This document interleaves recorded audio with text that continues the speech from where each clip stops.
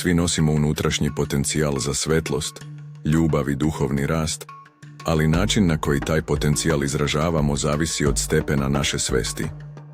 Duhovno probuđeni ljudi svesno biraju da žive iz svoje prave prirode, dok neprobuđeni ostaju zarobljeni u iluziji odvojenosti i materijalizma. Probuđen čovjek razume da nije samo telo, već duhovno biće povezano sa univerzumom. On zna da svaka misao, osjećaj i postupak imaju odjek u širem kontekstu. Njegove odluke dolaze iz ljubavi, saosjećanja i svesti o jedinstvu sveta.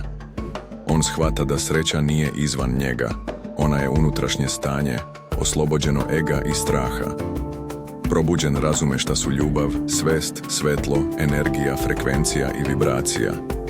Zna da to nisu osobine vezane ni za jedan organ u telu, već su suštinske sile univerzuma koje oblikuju naše postojanje. Ljubav nije samo emocija, već stanje bića, svest nije misao, već povezanost sa dubljom stvarnošću. Neprobuđeni živi u iluziji, zarobljen u dualnosti dobra i zla, vezan za spoljašnje faktore i vođen je egom. Njegova trka za materijalnim ciljevima ne donosi ispunjenje, već ostavlja unutrašnju prazninu.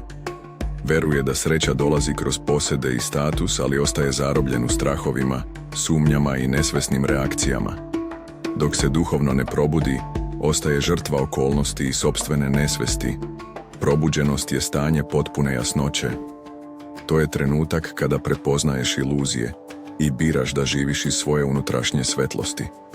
Izbor je samo tvoj. Nastaviti da lutaš u tami ega ili osloboditi se i živjeti u skladu sa svojom božanskom prirodom.